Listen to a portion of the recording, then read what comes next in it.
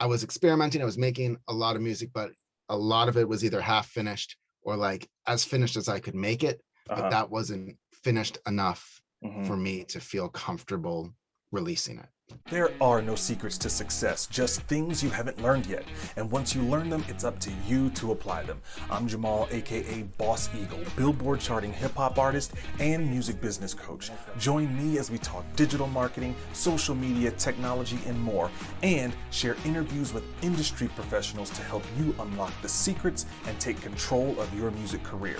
Because we are the new music business, and this is the Indie Musician Secrets Podcast. What's up, everyone, and welcome to the Indie Musician Secrets Podcast. I'm your host, Jamal, aka Boss Eagle, and I am so excited for this episode today. We have another very special guest, Evan Oxhorn, who's going to be sharing some of what he does in terms of stock music, and he's going to educate you and hopefully help you find another way, another avenue for you to be able to start taking control of your music career and getting paid to create, which is what we all want to do here. So Evan, thank you so much for being on the show today, man. Thank you so much, Jamal. I am really excited to be here. Tell us a little bit about you, man. Where are you from? So I am from San Diego, grew up there and then moved out to DC for college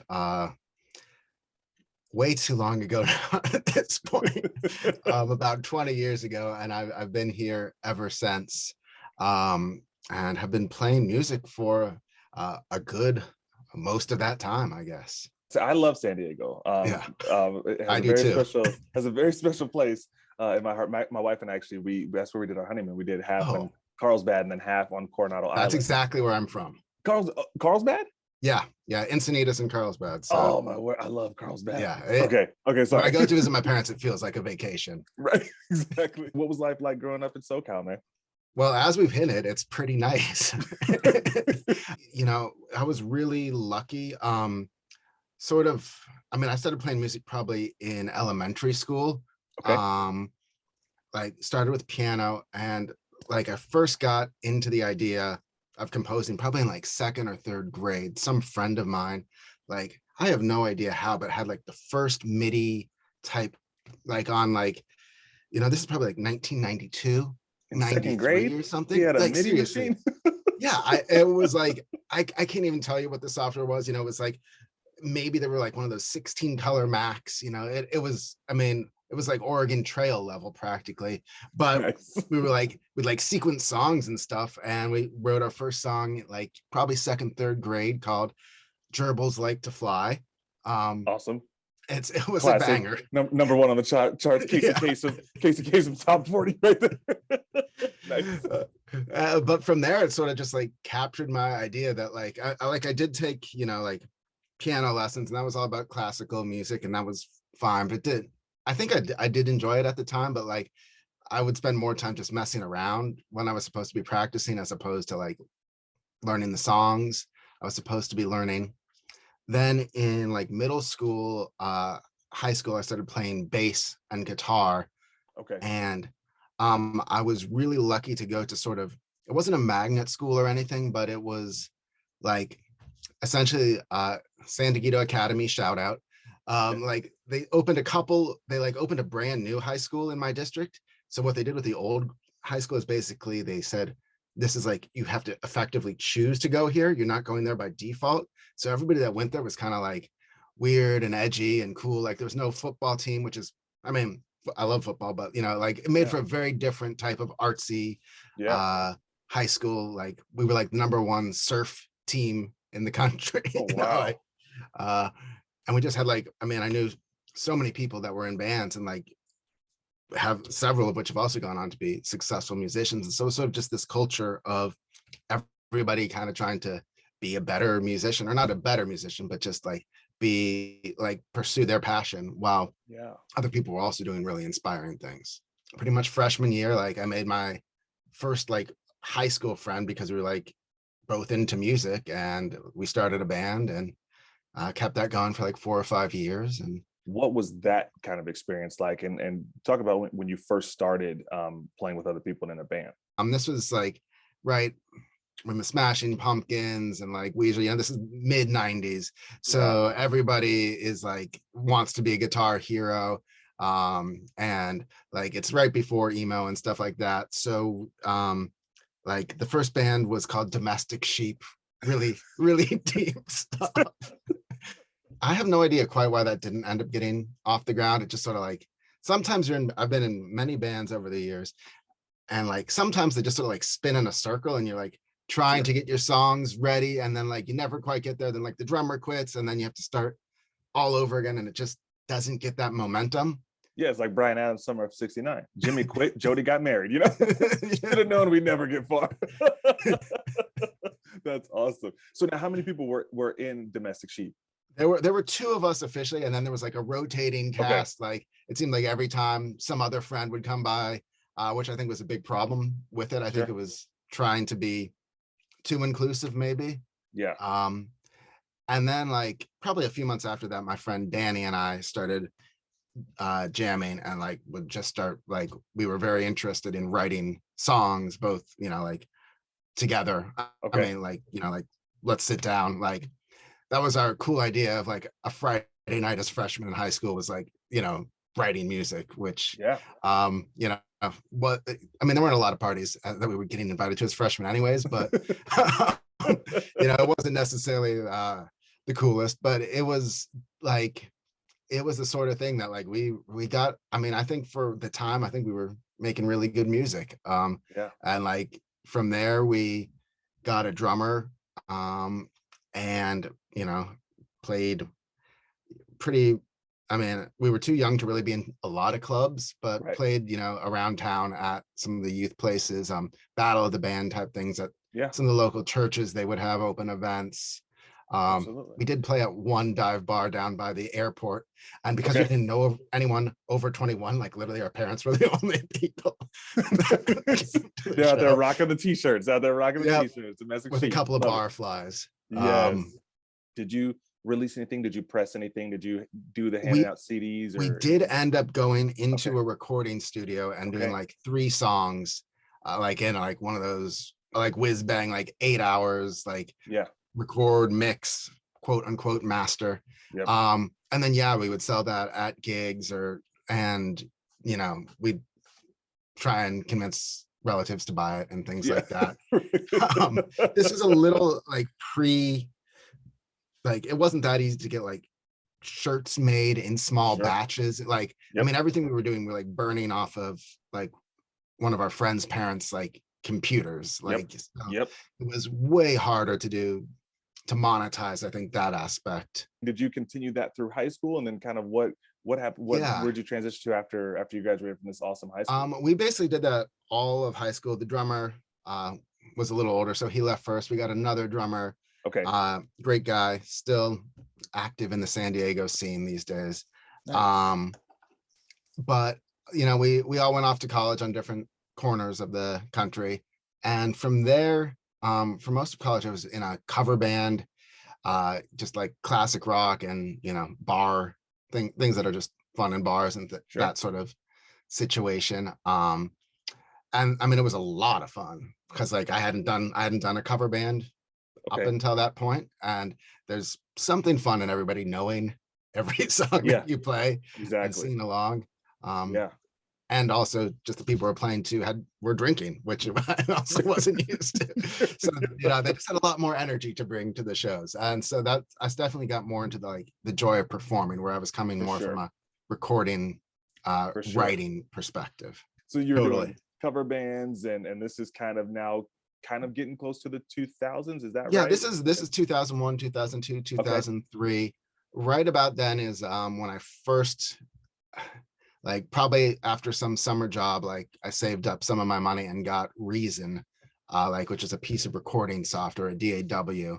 A friend of mine from high school at the time, he hooked me up with like some other DAWs and other like plugins and stuff. So like in college, I was starting to experiment more with like the idea of creating music digitally, you know, kind of coming full circle to where I first started, where you're using MIDI and a computer to sort of compose. But like, I mean, I was pretty distracted with other stuff in college. So like It Sure. was more just like fiddling and learning the basics of Right. everything.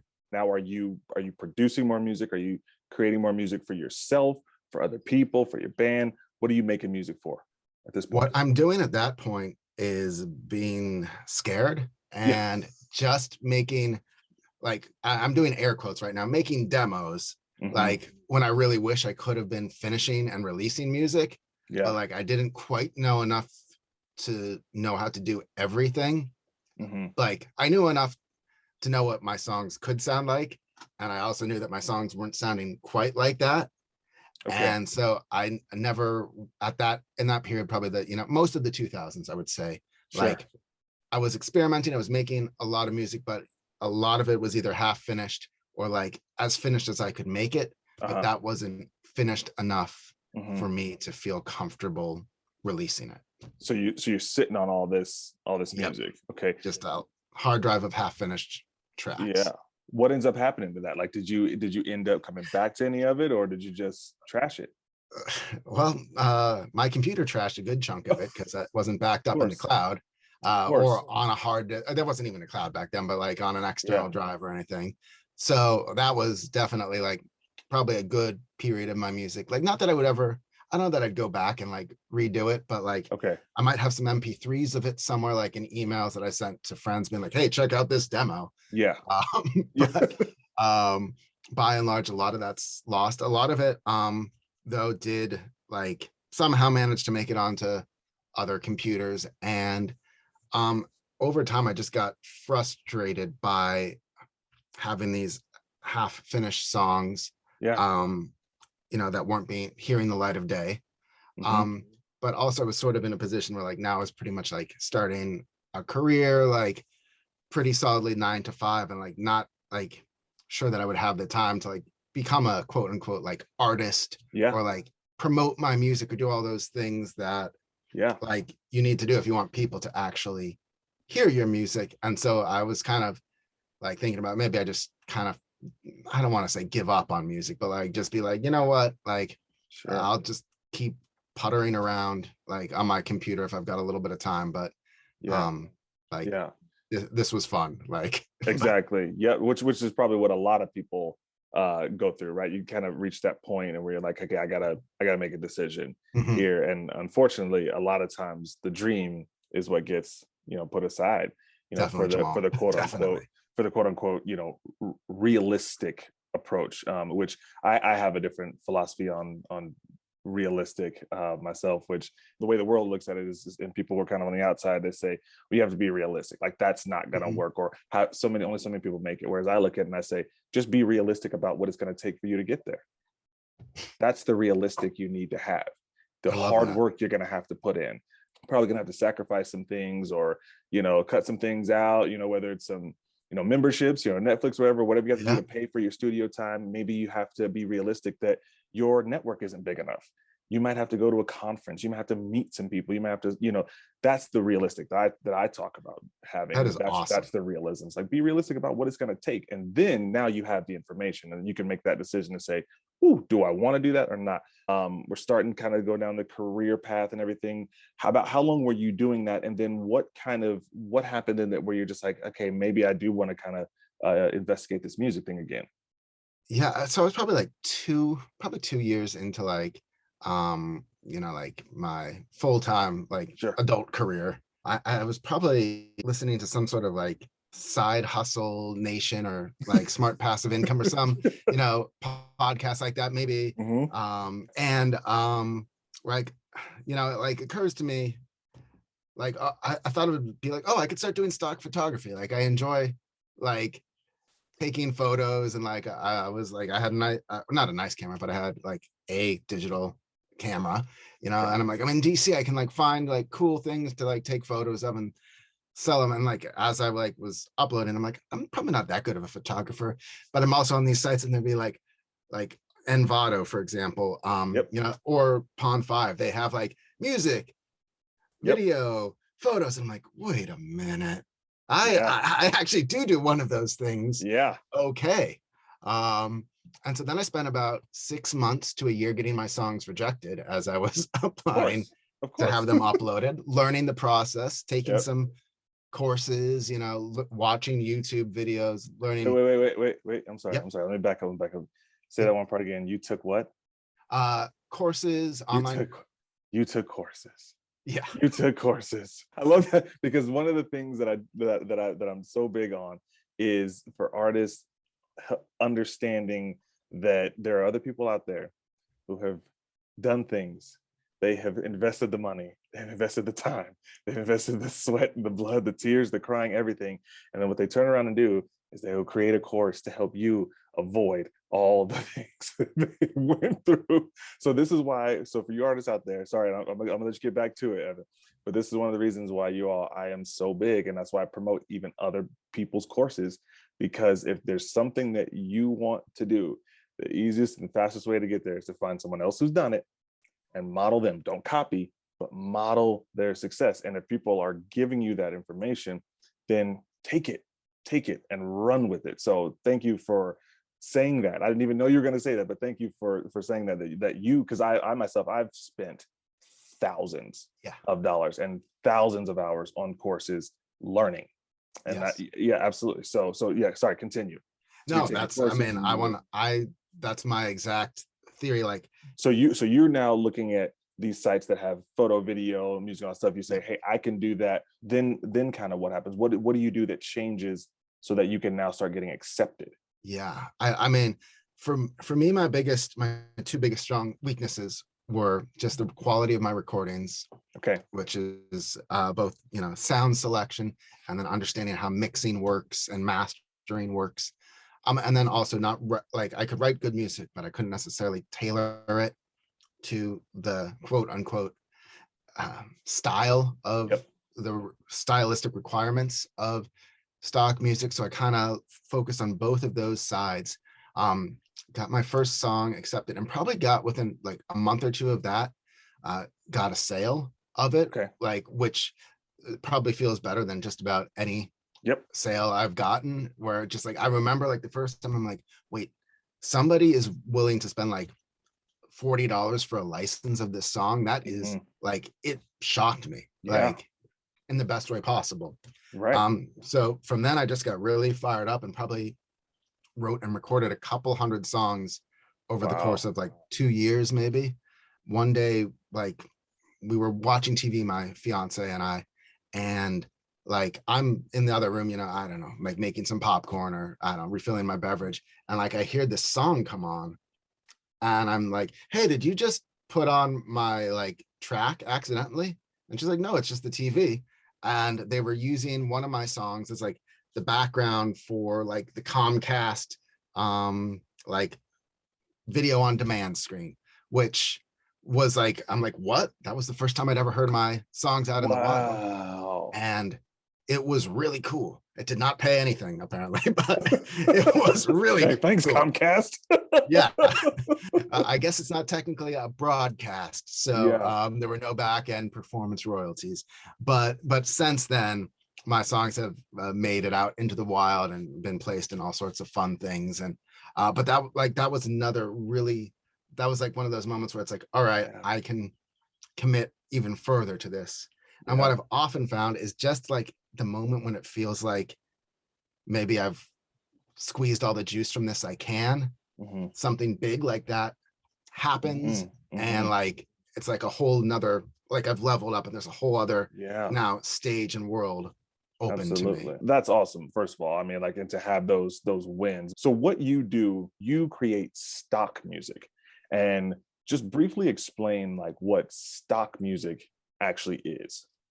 By and large, what most of the music you're hearing on TV or on the radio or on YouTube or on podcasts is what is called stock music. And essentially what composers do is they write and record this music, put it into a library, not for any particular purpose, and then a buyer can license that music for a single use, usually, and use that in their production. But then you can license that song again to a different buyer and a different buyer. So the same song can be licensed many times.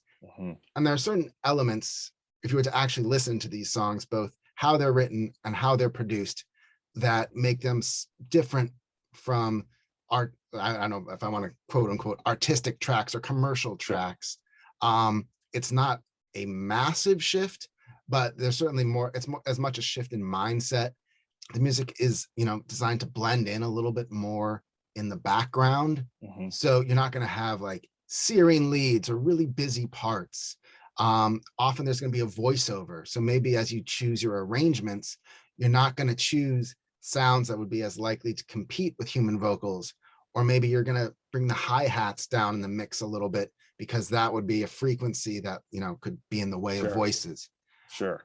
You also maybe want dramatic moments that an editor could use, like how, anytime you watch TV, we're like, right as you break to commercial. Yeah, exactly. You started actually getting some pretty big placements then. I see here it says Real Housewives, Mhm. Netflix, stuff like that. So how did you start to kind of get to your music being placed in some of these bigger projects? So some of it is pure luck. Okay. Making my own luck, I guess, would be part of Yeah. it. So about half of, like, one thing to explain is there's basically two, maybe three tiers of libraries out there. There's sort of what is called the non-exclusive library, Okay. which is the cheapest. It's also usually they're the easiest to get into as a composer. Pond 5 is the one that I would recommend most as a composer. Okay. It's where I've had most of my, uh, at least in terms of just over time, most of my success. And so sometimes, like, some of these songs were just up on Pond 5. Somebody needed it for a TV show, and I guess they couldn't find it elsewhere. They Mm. bought it and have placed it there. Then on a higher tier, you have more what are called exclusive libraries, sometimes called boutique libraries. And they are much more challenging to get your music into. Okay. Sometimes you just have to submit unsolicited demos. Sometimes they'll have a specific kind of, I don't want to say cattle call, but, call for like, hey, anybody that has this type of music, submit it. Okay. And then once you start working with them, you can develop a relationship from there. And so, like, the Real Housewife placement was through an exclusive library I work with. Another show called like Marriage Boot Camp was through that. The Netflix one, though, was through Pond 5. So it's and actually my most lucrative placement to date has earned me about $2,600, and it's just from, I don't know what it's from. It's from somebody is using my song on TV in Romania, and like every few quarters I get a few $100s from it, and I have no idea what it is, because there's like this, the farther away you get from the US, the less information you get on your royalties. And so it just says like Romania TV, $300. And I'm like, You're like on a wow. Romanian soap opera or something. Yeah. That's also, but it also goes to show you the ability for your music to go global. And another thing that I love about, there's a couple things I love about what you're doing. One is that you can actually make money doing it. If we're trying to actually build a career and invest back into our music business, we need to generate revenue. And that's not a bad thing. Let me just say that, it's any business has to make money, but also just the fact that you can license something that can be used by multiple people in any place in the world. Your stuff is being licensed here in the States, but also you're getting checks from Romania that you're like, I don't even know what's going on over there. So you can be generating revenue, like an octopus, a little bit over here, and from the same track, you know what I mean? Like you're the one track could be licensed, but then if you have multiple tracks, you have even more opportunities to be licensed. Right. It's actually almost I don't want to say it's passive income, because that gets a lot of, Right. bad rap. And also I make a lot of music, so it's not like I'm just sitting around. Right. But like this, let's just take this track that's been placed in Romania. Mhm. I probably sold that specific license. I have to guess. You don't have any of the specific information, but just because I haven't sold it in a while, and from when I first saw the royalties, I probably sold that 4 years ago. And made Wow. like $10 to $15 just from selling the license. That was Okay. my ultimate cut. Now I've sold that license to a bunch of other users as well, and made, probably $400 or $500 off of selling the license portion of that revenue stream. Yeah. And even tomorrow somebody could go buy it. But then so that's the first passive income stream is the license gets sold. But then if somebody takes that song and broadcasts it publicly, which is a definition that's defined differently in different countries and everything, but you are entitled to a second royalty called a performance royalty. And so like people that are, especially the TV shows that are buying your songs, like they generally have an incentive to like rebroadcast their songs, or sometimes they get streamed on like Netflix or you know, if they have a show like, that goes into syndication. On a show that goes into syndication. And every time that show is played, you get a royalty. Often it's just a couple of dollars, you know, but that's like they stack up and stack up and stack up. And it's a couple dollars that you didn't have before. Yep. And then you didn't have to do any additional work. Yep. Which Not is to why say that there isn't work up front. Oh, absolutely. Which is why, I think licensing is so fascinating, and it's something that I'm interested in as well. And so now you're teaching people how to do this. You're not just kind of doing this yourself. You're saying, hey, I've done this. I want to help other artists do this. And so, what is the name of your course? The beginner course is called, I believe, the Stock Music Licensing System. So it is basically intended to take all the mystery out of getting started. Basically, maybe your first 2 years of music licensing, every lesson that you will learn, from how to write to how to record to what to write to how to do it all efficiently. Because like I said, I made hundreds of songs, but I did it partly by being efficient and smart, by doing all the mixing in one day or doing all the uploads in another day. Just a lot of shortcuts so that you can make more music and hopefully more money in less time. Also, for a lot of these, like I said, you have to also wear like the business hat. And so it sort of has ideas about how you price it, or how you have to basically fill out metadata for the songs, which are the keywords that people would use to find it, how to write a song title that might work well in search. And so basically this gets you about 2 years of experience right out of the gate. From there, you still have to make the music. But like you don't have to figure out what to make or what you're doing wrong, hopefully. From your perspective, who would this course be good for? You're going to learn about mixing and mastering and sound choice for stock music. But if you are not comfortable in a DAW, if you had to have the term DAW explained to you, it might not be for you, because at the end of the day, I've worked with some people that want to hire producers to record the music they make, but you don't know which ones of your songs are going to sell. Some of my songs that I consider are my best songs have never sold. And some of my songs that I genuinely think are my worst songs have made the most money. And there aren't margins to hire somebody to do the production. So I think that's the first thing. You do not have to be a Grammy award-winning producer, like, or even very good. Like, some of my early stuff is not good, and it has sold and even been placed on TV. The second, I think, person that it is not a good fit for is somebody that is more interested in being an artist, is more interested in having their face out there.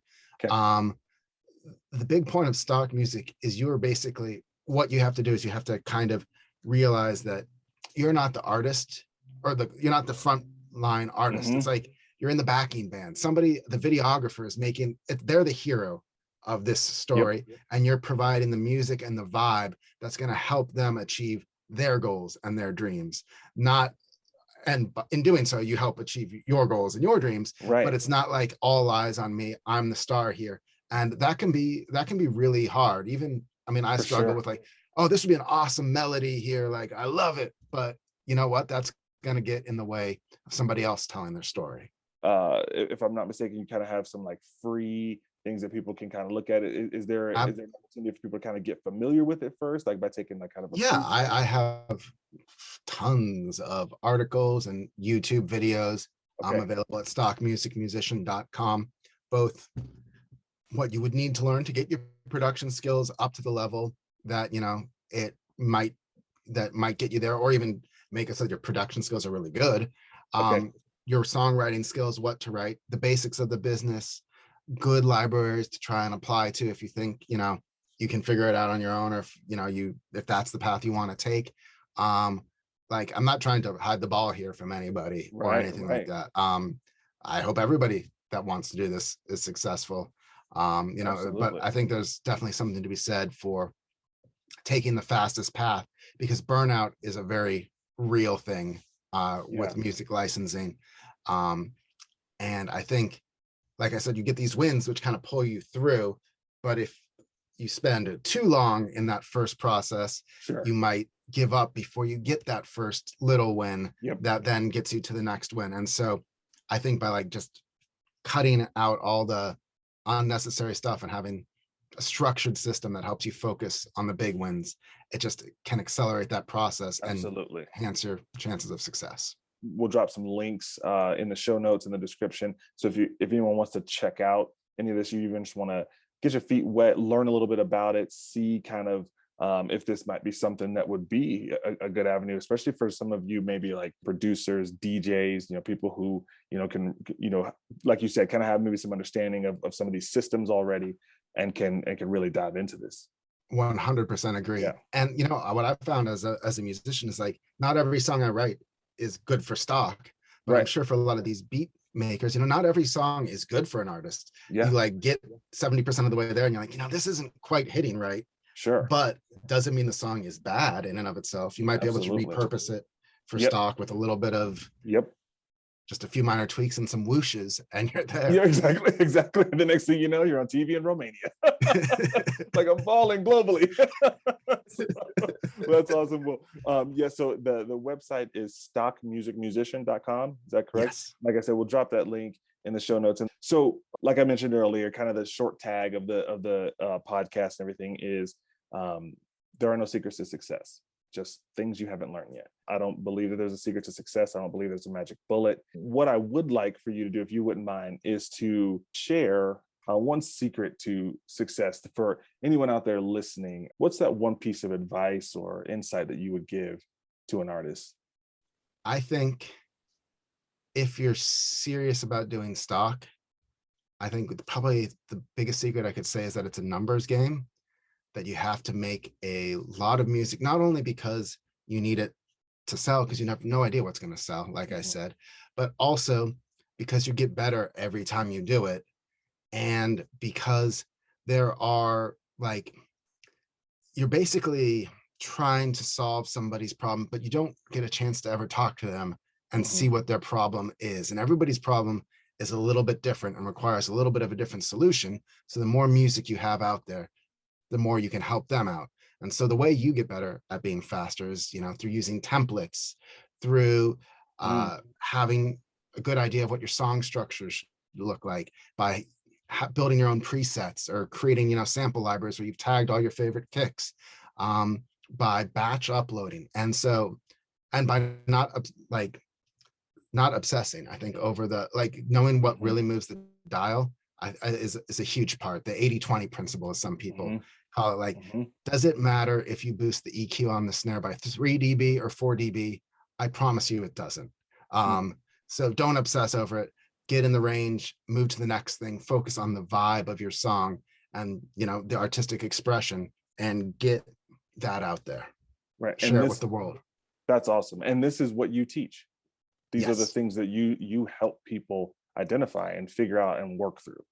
Is that right? That's correct. So all of those years, all of that rejection, all of those, you know, all of that input, all those hours put into doing this, that's what you're now taking and showing other people how to do so that they can start to make a living with stock music as well. Yes. That's awesome. Before you go, Evan, I have just one other thing. This is called the lightning round. I'm basically just going to ask you 3 more questions real quick, just whatever comes to your mind. Just go ahead and respond that way. Sound good?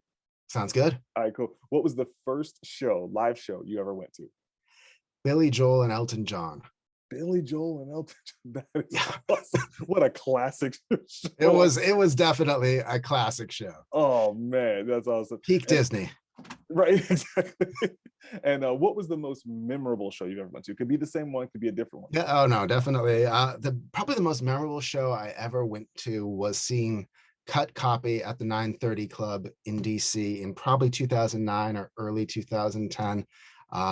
They were just, I mean, it was one of those shows where they have a ton of energy. Their fan base had a ton of energy, and they probably should have been playing at a bigger venue. Okay. but like they booked it just as they were like on the way up. So Yeah. everybody that was there was just so hyped to be there. And then lastly, if you could go see any artist, dead or alive, anybody, you can put two people together, artists together, they can co-headline wherever. Who would you go see and where would you go see them? Well, I've never been to Red Rocks. It's my bucket list venue. You gotta have to come out to Colorado, man. I really want to. And probably the artist that I think would just blow me away the most, Herbie Hancock, like Headhunters, just melting some veins and faces at Red Rocks. I think that would probably be, like, as I imagine it, at least, a really cool experience. Evan, where can people find you otherwise outside of your website? Where, all the other stuff that you're doing and socials and all that, tell everybody where they can find you. Yeah. So the other main place I'm active is on YouTube. Just search for Stock Music Musician. I've got videos on all sorts of things, from music licensing to production to using the Reason DAW. And drop me a line. I answer every question I get. If you want to shoot me an email, that's probably the best way to reach me. stockmusicmusician@gmail.com. I'm not always fast, but I do get back. And I really just wanted to thank you so much, Jamal. This has been so fun. And I hope everybody learned at least a little something and had fun, as much fun as I did today. And I'm thankful for people like you who are willing to come on and not only share what you're doing, but share your story too, because that's one of the big reasons for me in having these interview sessions is I just want people to be exposed to other humans out there who are journeying and working their way through this thing just like they are. So thank you, man. This was awesome. Thank you so much. Yes, absolutely. Thanks for being willing to come on and everything. Hopefully I'll have you on the show again soon sometime. Thank you for listening. Don't forget to follow the Indie Musician Secrets podcast on Spotify, Apple Podcasts, or wherever you listen, and make sure to leave us a rating and review. Also, share this episode with other indie musicians you think it would be beneficial for. And for more helpful resources to help you grow your music business, visit us at businessmindedmusicians.com. I hope this episode has served you. We'll talk to you on the next episode.